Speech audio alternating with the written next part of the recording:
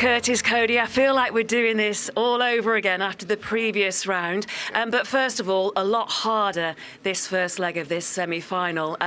They kind of frustrated you tonight, didn't they? Yeah, I mean, in the first half, it was tough. We had all the ball, but we just weren't. I don't know. We couldn't find the it's far from back of the net. You have to go to but in the second half, we changed that round.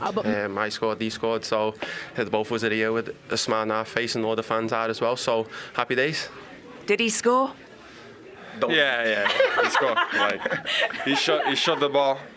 Not the best shot I've seen from him, but on target and went in. So I think very important one to get us back in the game. And after that, I felt like we really dominated the game, not only with possession, what we did in the first half, but also with creating chances. So and after that we scored the second one, and happy days.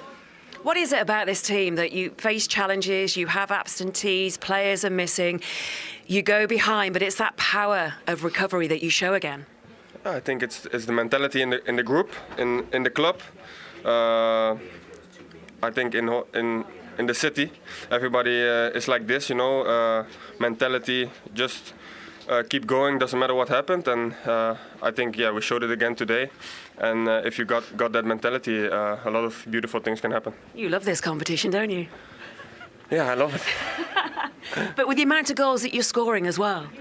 Yeah, I think I scored now 4. Oh, that's good, no? Yeah. Yeah, it's pretty good.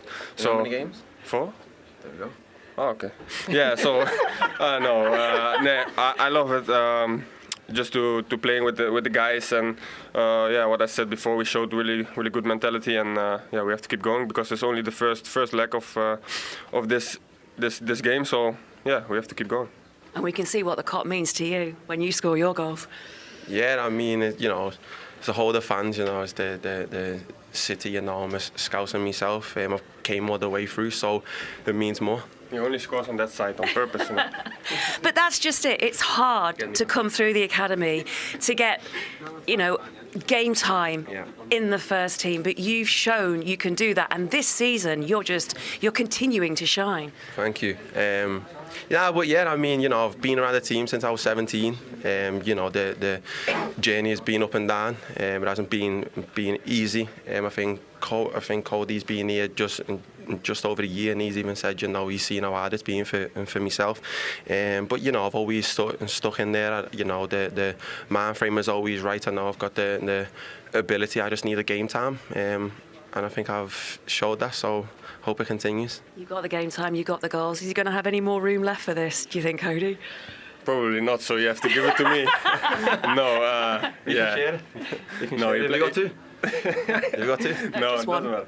No, again, he played a really good game, and I said what I said before. Still stands. Really proud of him, and he deserves it. Brilliant stuff through to the second leg. Still all to play for, but there is a final that could be waiting for you too. Congratulations. Thank you. Thank you very much.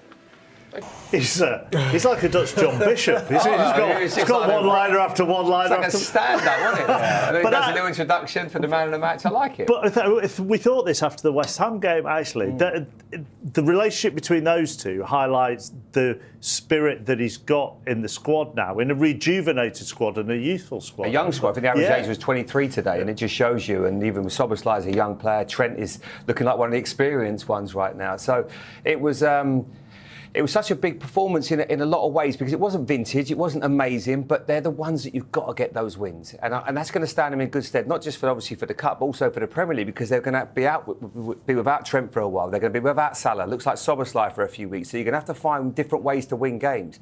And that's where you need players coming in from different areas, subs coming on, making an impact like the two that did in Cody and Nunes. And obviously Curtis at the moment is almost becoming the main man. It's just so pleased for him. Yeah, it just feels like it's the culture, it's the environment now, especially here at Anfield, that we said it, if they get one, then it's infectious, isn't it? It is, and you sense it, didn't you? I think you got the vibe around the stadium. If they got one, then they was going to go on and win it. You could just see the script being written, and it was like what Man United had at Old Trafford years ago, what Jose Mourinho had at Stamford Bridge, they've got that here at Anfield now as a fortress. Yeah, especially that when the big moment with Bobby De Cordova-Reid, when he goes through, we just all looked at each other and went, we've seen this film before. Yeah. And that's exactly how it was. Let's go back then through the goals. So we're not being, anything other than original here. We'll start at the beginning with the first one. And the Fulham one, and Liverpool made a bit of a mess of this, but the way Willian took it, Steve. Yeah, exactly. Van Dijk, don't head it into your box, head it away. But if you want it to fall to one man in the box from a Fulham shirt, you'd want it to fall to Willian, because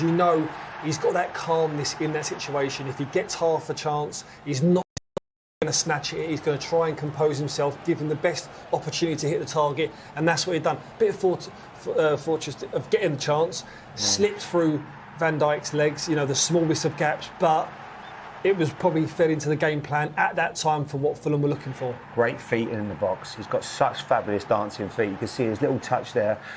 Hurdles Conor Bradley. Could have gone down. Could have gone down. Lovely little touch and just squeezes it through the legs. And that's what we see so often. Virgil make a block when he does that sort of move. And it was just a really good bit of play and nothing more than they deserved. And they had more chances. It wasn't, I feel, really until the changes were made and a couple of bit of experienced players coming on.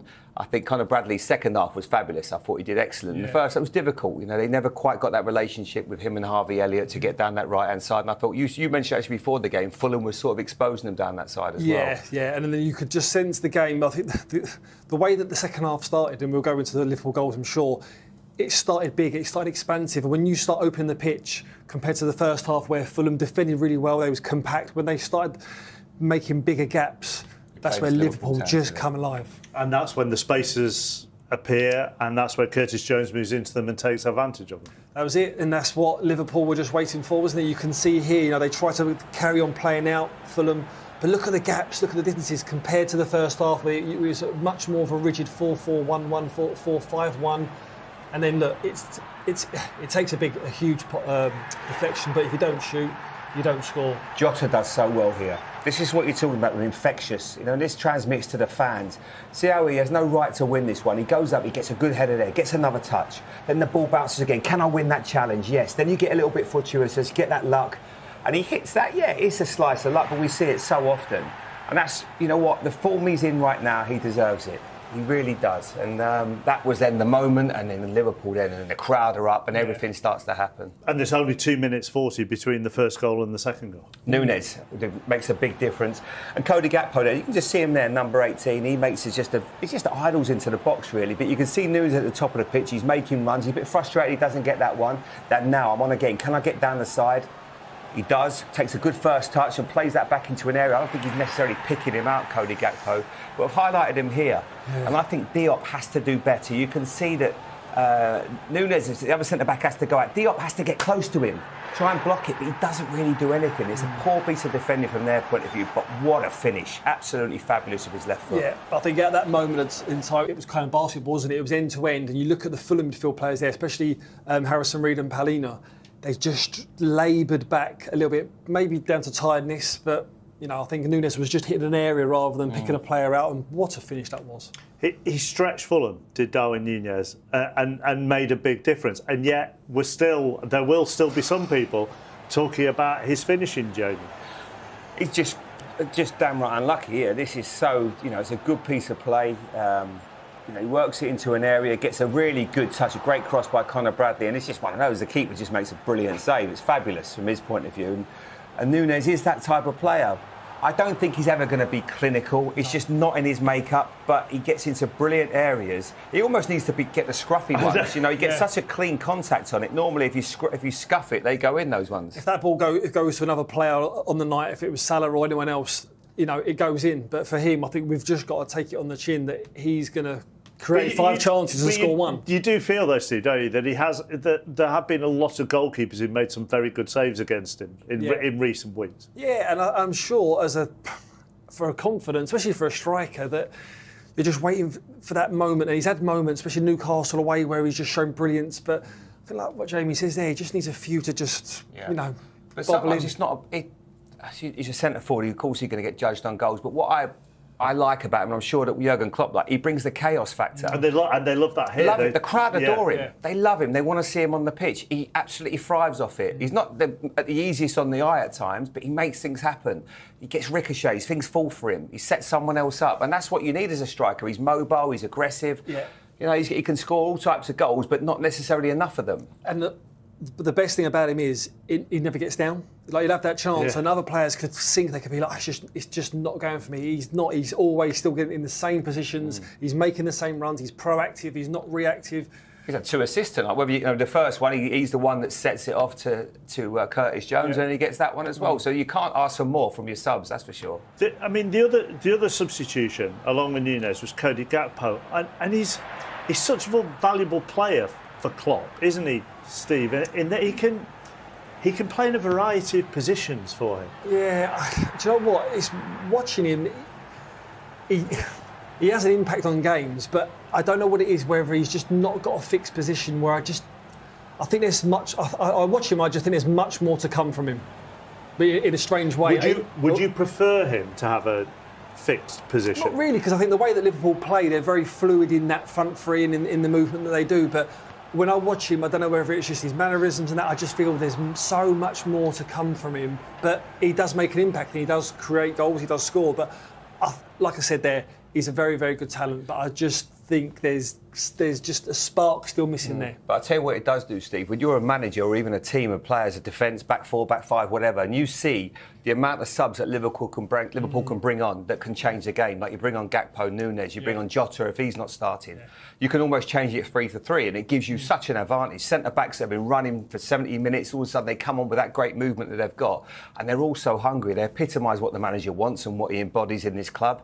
And that's what gives Liverpool a massive edge right now, and that's why they're competing at all competitions. Does Gakpo add to that sense of chaos that Nunes brings as well? In the sense of, as Stephen says, you're not quite sure where he might be. He might be nominally as a midfield 3, or he might be off the front man, or he could be off the right or the left. I don't see him as a midfield player. No. I don't. But occasionally he's been used. He's been used there, but I don't think if you said to Cody, where's your position, he'd say, I'm a front man. That's where he signed for. That's the position he came to Liverpool as.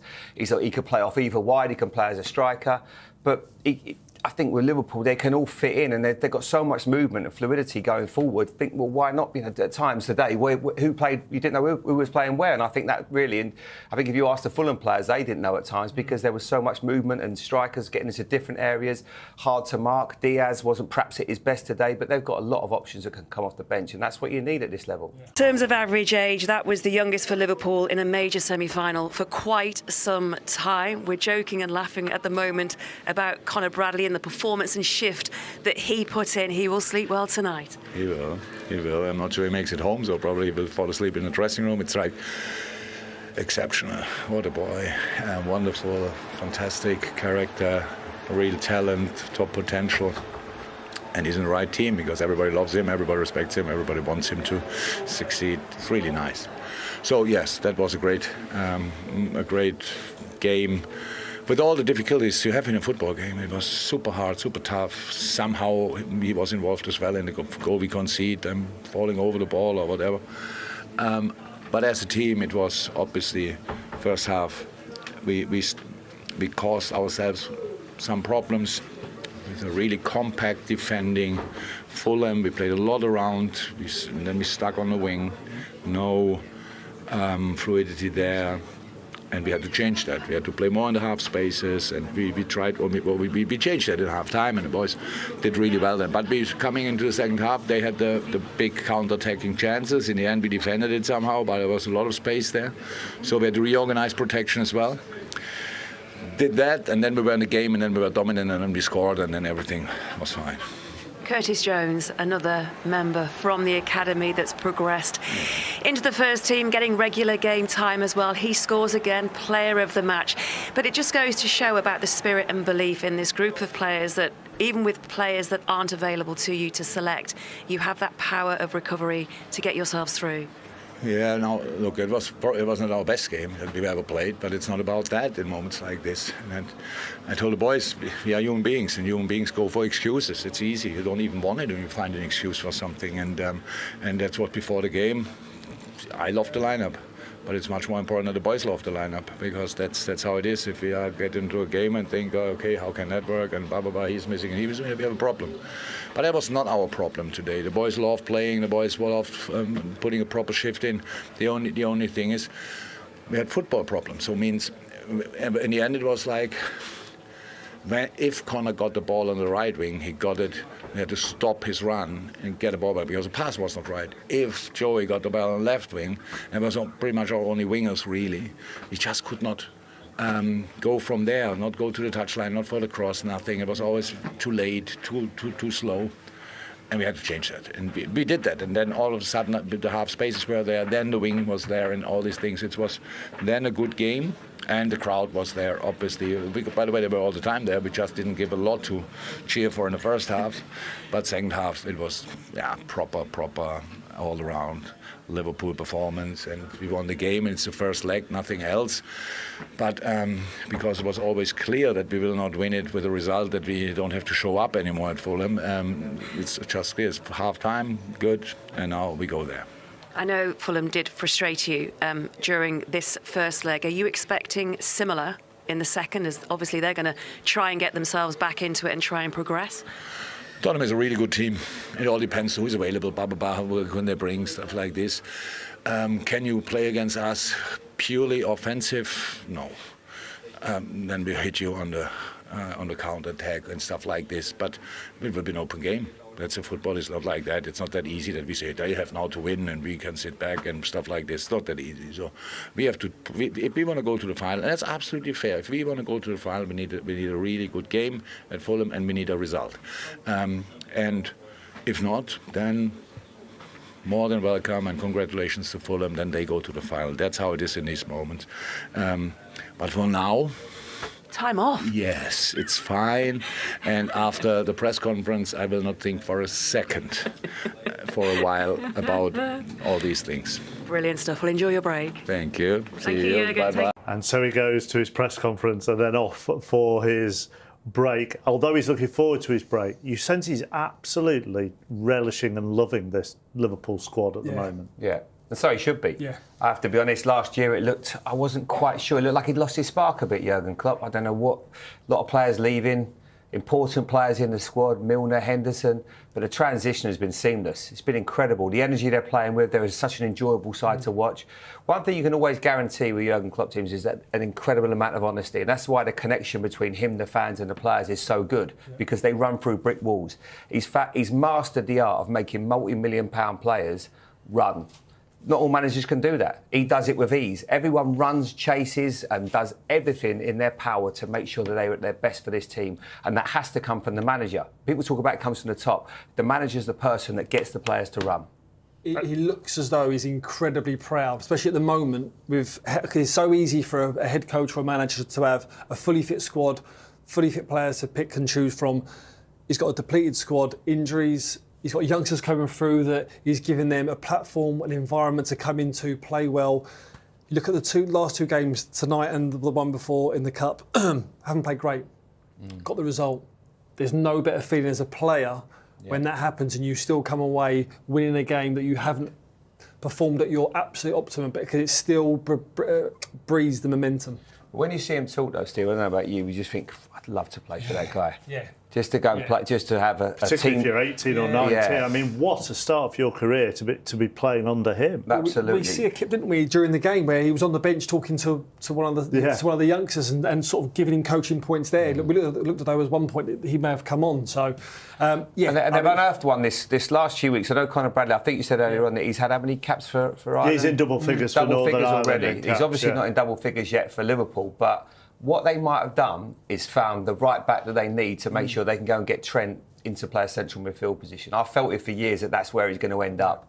And with him, this kid has got so much energy. He didn't do as well first sort of 20 minutes, struggled a little bit of time, but second half, he was absolutely fabulous. And what a player they've got there. Absolutely brilliant. Another one coming through the ranks that's going to just help everyone and just gives you just extra bodies in there if you want to play Trent as a midfield player. He's going to be such an accomplished player. He travels well, he's good on the ball, he's comfortable, confident. Jürgen, congratulations. You didn't do it the easy way, but you know that it was going to be a difficult one against Fulham tonight. Absolutely, for plenty of reasons. It was clear it will be difficult.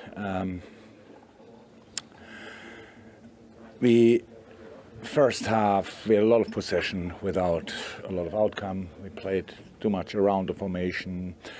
And of course, it's for us now, it's a time where we have to adapt slightly because we are used to a couple of things, and some of them were not there today. That's not a problem. It's just you have to adapt to it. And so we saw in the first half already what's wrong. It's just difficult to intervene, to change it, to talk to the players. It's really difficult to give the information. Yeah, you can write it on papers and stuff like that, but it never reads all. And halftime was really crucial today again, to make sure where we have to play and stuff like this. So even with the because we didn't play bad, just didn't play good as well. It was a normal game, and they go 1-0 up we had even a shot more on target, if I'm right. They had counter-attacking situations. Coming into the second half, and they had proper counter-attacks now all of a sudden. So we had to adjust there as well. Last line had to protect higher, which is tricky. Jimenez was there, Willian was there, so it's really tricky. But besides that, we did much better, obviously, and created chances, scored goals, won the game.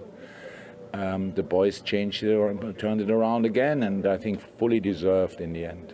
We won this game, but of course it's only first leg, and we know that we have to go there. But for now, it's fine.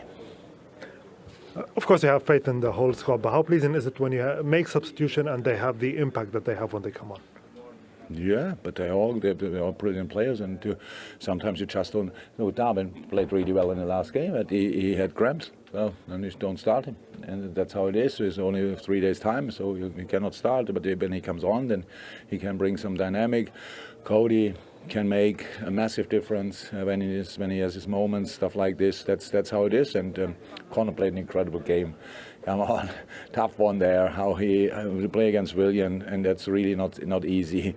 And he did really well, and so I liked a lot of things about it. And again, it's cup competition; you have to win it. And now we need a result in the second game as well. It was always clear. Nobody thought we will have a result tonight where we can. I don't know, send whoever, the U15s there. But that was always clear that there's 2 legs, 2 tough legs. Fulham is still in. That's the way they will see it. That's we know as well. So, but now a couple of days off, really important. And then we will go again. I was about to ask you, because you're not used to the word off, so how does it feel to get a couple of days off at least to get some rest and maybe give some players some rest also? Yeah. They all deserve it so much. I'm so happy for them that we can do that. Yeah, it's just great. It's just great, and the results we had, and the performances, and the mentality we showed, and the character we showed, and all these kind of things. This is the perfect time now to just push the brake for a second, and then we have 4 or 5 days to prepare Bournemouth, and we have to be ready. They are in a brilliant moment as well. Then Fulham is waiting, then Chelsea is waiting, then Bristol or Norwich is waiting, and Arsenal, I think, again, it's massive. So, but now these few days, everybody deserves. And Marco played so well for large periods of this first leg, but that obvious tinge of disappointment after taking the lead and defending so well too. Yes, it's true. We knew that it's going to be a tough one to take. No one can play at this stage of the competition and play to go for a final. Thinking that it's not going to be really hard. As I said, the moment that Liverpool, they are leaving, even 3 days ago they were able to enter in the FA Cup away from home against Arsenal, top of the league as well. You know the quality they have, what means to play at Anfield as well. I think we did handle really well first half. More low than normal we play. Our block is true, but I think we control really well almost everything from them. We know that behind, without space behind us, we can control much better because they are every time they have space with the pace of the attacking players, the quality they have. In that players they can punish you anytime. The balance is always really important too. We are ruthless first half. I think we didn't have many chances, but we score. We were leading the score at half time, but the reality is that we didn't give many things for them as well. Second half, slightly different. From the beginning they start to push a little bit more to changes when you have capacity to go to the bench and put Darwin and Gapco, of course. That moment they start to create more problems for us. Even so, I really believe that we had 10-15 minutes second half really good, some really dangerous counter-attacks, some good chances for us. Being more ruthless probably that moment was a moment for us to score and create even a different scenario for us, much better for us. The reality that we didn't take that moment, and of course moment that we lost a individual challenge in an area that we shouldn't, and the shot from edge of box deflection, and was a little bit lucky moment for Liverpool, the 1-1. And of course we know, because we had this in the past as well, when they score, that 5-10 minutes after that we have to be smart enough to pause the game, to be smart enough to not let them to go again, because the game was 1-1 in that moment, and we have to be more clever tactical point of view, because at the end we concede the second goal in one fast attack that we cannot give the time and the space for Liverpool to do it.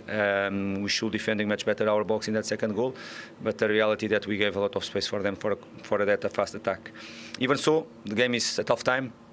We are going to play at home. We are losing 2-1, but we are going to go for it for sure.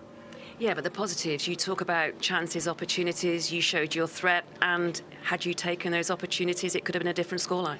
Yes, we had really. The second half, we had really good moments to go, really good moments to better definition there. We should have scored another goal at least, and of course it's going to be different, but it's what it is. It's a top level of football. We are here fighting for it, and of course at home with our fans behind us, it's going to be a great night for Fulham Football Club, and we are doing for sure our best to play the final at Wembley. Just very quickly, a word on Harrison Reed. How is he? See, today during the morning and afternoon he didn't feel really well. Was a little unwell. Of course, we spoke with him before the match. He was in conditions to play. Came much more from how he felt during the afternoon than from that moment in the game. Thank you for your time. Thank you. Good luck. Thank you very much. Blimey, he didn't look unwell, did he? He had a great, yeah. He was outstanding for an hour or so, wasn't he, until he come off. Really honest there. I think he just summed it up perfectly, wasn't it? For an hour, they was very good, very compact. The game plan was there. Got expansive. Probably the biggest disappointment of the night was just how quickly the second goal come after the first goal. He had some great moments though for Fulham. When you think he's mentioned the word moments, you know, when at 1-0, second half, first 15 minutes when the game, the second half, the game was open, and this is all you're crying out for these moments. Can you finish it? Can you get that right touch and get a goal, and all of a sudden it's 2-0, and then the game gets even more spread. But they just didn't quite have that edge to do that. And this was right, after half time, wasn't it? Second half just started open and explosive. So it's just that little bit of quality, wasn't it, that was just lacking. You know, this one here, Jimenez on the far post, he wants to cross. Now he's just on his toes. You know, can he just make a diving run in front of the defender? But these are the moments that Fulham were looking for on the break. And they all came, didn't they? They all, as Marco Silva said, they had 10 passes, right? Look at that. If he just plays it just to his feet, he gets his one-on-one and, with Kelleher. These are the things that just didn't quite go well. 10 to 15 minutes, he said, of counter-attacks, and we needed to be more ruthless, and no more better example than this final one. Yeah, I mean, they worked this one really well, and the ball on is across the box. I mean, you cannot shoot from there. Like, even Marco Silva there knows that the ball is the one that you've got to fizz that. I mean, it has to be on the button, doesn't it? So I think it's Pereira, is it, the breaking into the box? Yeah. You know, whether the defender there would have got back, but it has to be across the box. But it was just a wrong decision. Yeah, Bobby De Cordova's been in great form, and he probably thinks I can score here. But if he just slides it across to his mate, he finishes it, and it's 2-0. But and then as soon as that happened, you just felt Liverpool was going to find a way, get one, and all of a sudden the next one comes. The other thing he said about that, and you will both have experienced that here, whether you're playing for them or against them, is when you concede one, you know the next 10 minutes you've got to be smart tactically. How hard is it to be smart tactically when the waves are coming? Yeah, it is very, very difficult. Honestly, especially when they're going towards the Kop, it is like a vacuum. You can just feel not just the ball, not just the Liverpool players, even yourself as a team just dropping deeper and deeper and deeper, and you know it's coming, but you've got to be brave. You've got to ride the wave, whether that's by hook or by crook or a bit of luck. it takes a lot of leadership, you know. Does that start with your back four to say we can't be this deep? Is it the midfield? Is it all of you? Yeah, I think this is where the game is. The game ebbs and flows. We've seen there a few recovery runs from the defenders, just a little bit laboured. It's just timing of games. Yeah, it's a knock-on effect. The communication, to try and tell people where they're meant to be. It's just it all becomes like you get in a tumble dryer. You get thrown around in there, and that's seen it so often as a player and watching games here as well, Stephen. It becomes so difficult. You start to get deeper and deeper. But saying all of this, 2-1 before the game, the manager would have took it. They're right in the game. They take it back to Craven Cottage. Yeah. Liverpool can't really change from what they are. There's going to still be no Salah, Szoboszlai or Trent. I wouldn't have thought then. It's still a really perfectly poised game. And in some ways, they're actually better at home when maybe there's slightly less expectation on them. Yeah. Fulham, you know, they've beaten Arsenal, they've beaten West Ham. Yeah. They've tended to struggle a little bit against teams where maybe there's greater expectation for them to dominate. Really true, and it's crazy you say that because on the journey on the way up, stopping at a service station, seeing a few Fulham fans, they were saying they'd rather go back with a goal deficit, so so the onus isn't on them. The pressure's not on them, which is just sums football fans up in general, doesn't it? But yeah, it's going to be really interesting to see how it starts, obviously in the second leg, because if Liverpool come out the traps and score one, then it's an uphill battle for them for Fulham. But they can't come out and be expansive as well from the start, so it's going to be interesting. You're not as scared of that Liverpool team as what you could possibly be. That's the point, really. So whatever he does, they've got so many games. He's going to have to manage this squad right now, Jurgen Klopp. He's got games coming thick and fast. So they have to make sure that they've got the right balance, keep people fit. The last thing you want is any injuries.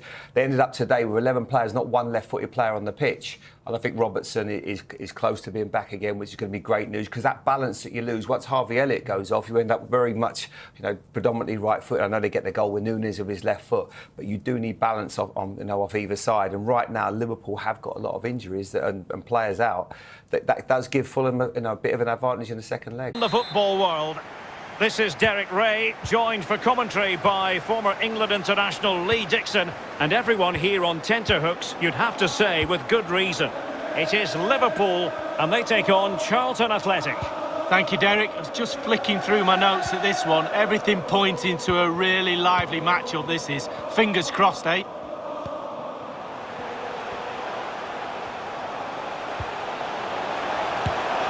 Well, they'd be disappointed if he didn't take that one cleanly.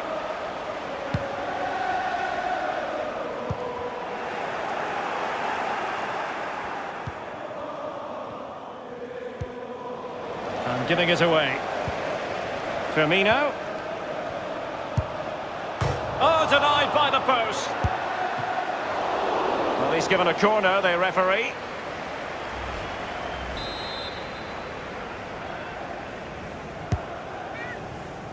Can he finish? And able to close down the shot. The corner kicks keep on coming. Well, Derek, listen to that noise. The crowd can sense something. Can the players use that to their advantage? They really, really need to put this pressure on.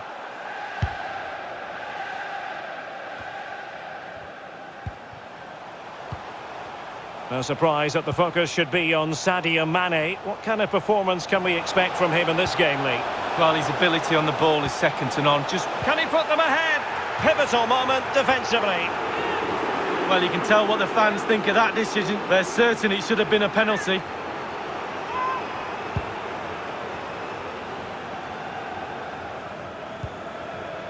Can they take advantage? And he could cash in. It's still alive. Thiago. Alexander-Arnold. Space on the flank. And Mohamed Salah now. And he struck the post. Wijnaldum. There it is! The first goal of the game, and the lead certainly doesn't flatter them. Good value for it.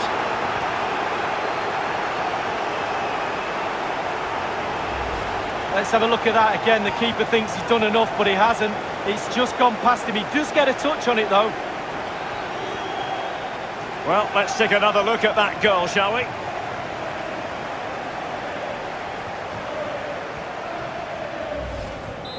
The opening goal of the game then. Goal for Jorginho.